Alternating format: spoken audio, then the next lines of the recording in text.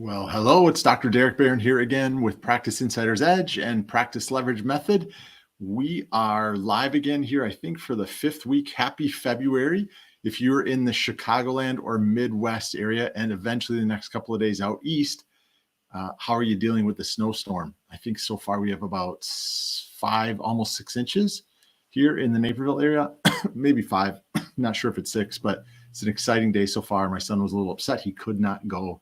Or he didn't get to stay home. He had to go to school. So I'm going to jump in with another component of our marketing insights section with you. And today I want to cover 10 ways to build a strong personal brand that goes along with your practice. So let me share that screen with you. So again, we're going to talk about 10 ways to build a strong personal brand. And this may sound odd. There's nothing wrong. If you're in a practice of numerous doctors, you want to build your own personal brand because you want people to tie in with you versus another doctor. If it's your own practice, you still want to build your own personal brand. And let's just say you're a CrossFitter, or you're a mountain biker, or you're a runner. You want to do what you can from your personal brand side to attract those types of people into your practice. So let's dig in here for a bit. All right. So again, my name is Derek Barron. That's my wife, Terry. We've done Practice Insider's Edge, and we now have Practice Leverage Method. You can go to practiceleveragemethod.com to find out more about it, but we're really here to help private practice healthcare professionals grow and scale their practice.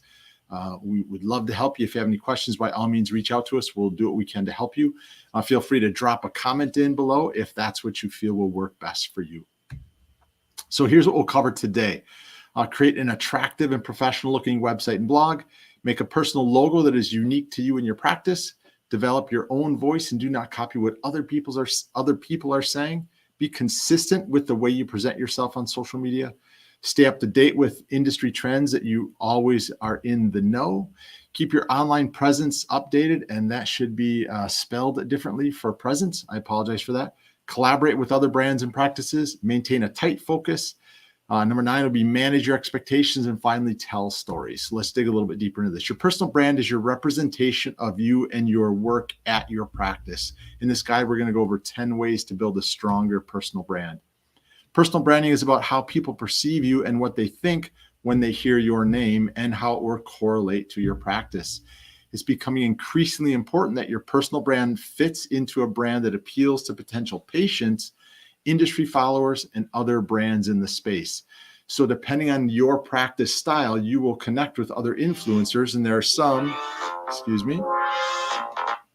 there are some that you will want to connect with, and there are some that you won't. And it's great when you build that personal brand, people know to reach out to you, and you'll feel comfortable reaching out to them. So number 1 would be to create a professional website and blog. A website is a great way to build your brand along with your practice. You could, it could be as simply as on your About Me page. It's a lot more detailed as to who you are in case you don't want to build a completely different website for you personally. It's important for people to feel confident about working with you, and having an attractive website will show that you take pride in your work. Now, here are a few things to consider when building your personal branded website. Include your contact information on the site so visitors can reach out to you easily. That phone number should be on the top of the page, and make sure it is mobile optimized, that if they're on their mobile device, their iPhone or Android device, they click the button, it'll dial right into the office. Make sure that it's easy for visitors to find recent examples of your work by adding your latest accomplishments.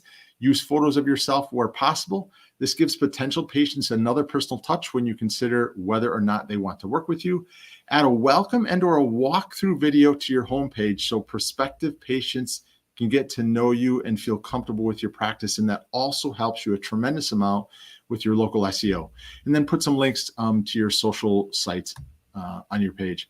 A blog section is on your website. It doesn't necessarily need to be written. It can be a lot of video stuff like this. We add video to ours. So you don't just share your TikTok videos to Instagram, but put them on your blog too. The more content you create, the more visitors who are prospective patients will see your skills, expertise, and value, and they'll maybe even refer you from that. And if you're really smart, you can repurpose the long form content and make use of it on social media. Number 2 would be a personal logo that is unique to you. A unique personal logo can help your personal brand stand out, as individuals will recognize it when they see you online. The brand logo can be for you and for your practice. So I've got a little one for Derek Barron. We've also got one for our practice back in the day, Integrity Sports Medicine. You can make a logo for free on Canva. You can pay somebody to do it more at like 99 Designs, or we can help you with that too. All you got to do is reach out to us. So DM myself, my wife, Terry, or go ahead and put a comment below and we can chat with you.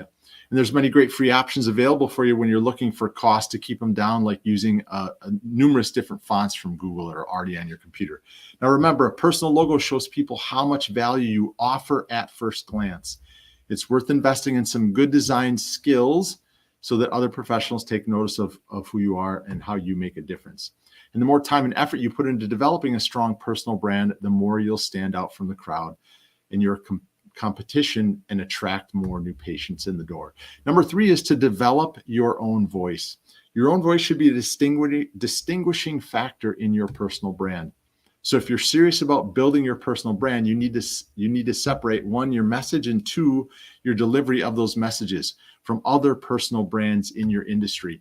We talk about this a lot in the Practice Leverage Method. On the very bottom of that, we have our Practice Foundation, but that next section above there, the first tier of boxes where it says Patient Foundation, we make sure we have you choose a perfect patient avatar. Then we create a message that speaks exactly to them. This is the type of message that you want to be spreading out there for you in your practice. So a big part of being different from everybody else is by your brand. If you're repeating or regurgitating what everybody else is saying, you simply aren't doing enough to build your personal brand online. Be brave, use your experience in your industry, and share your knowledge. So when I was in practice, I would be sharing the fact that I'm a sports chiropractor and I've got my diplomate in sports and we cover sporting events and we're at high schools and we're in the training room. That's what people want to know. That's what builds your brand. And this should be an important point in personal branding, but sadly, it's often neglected by those who claim expertise in the area. So if you strive to stand out from the crowd, develop your own voice. Number 4 is be consistent on social media. Social media plays a big role in personal branding and positioning, and it's the ideal place to share your accomplishments and distribute your brand. This is why it's important to have a consistent brand across all of your social media channels. And this means creating an Instagram account specifically for you instead of just using Facebook for the practice. If you choose to do that, or if you want a TikTok channel, it doesn't matter. It's the benefits of having more than one social media page is beneficial for you and the practice. I'd recommend using consistent brand colors, posting formats, font styles, and personal logos. All of that will make sure that you stand out from your competition. A great way to increase followers on these platforms is by following other users, as well as liking and commenting on their posts periodically. Especially if it's somebody that's locally within the community, you'll get that know, like, and trust factor built up. Number 5 is to stay up to date with industry trends.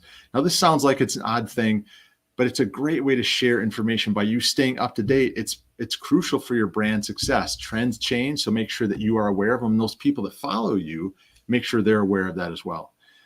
Use tools like Google Trends to stay active on social networks like YouTube, TikTok, and Instagram to find out what's popular right now and what you can do.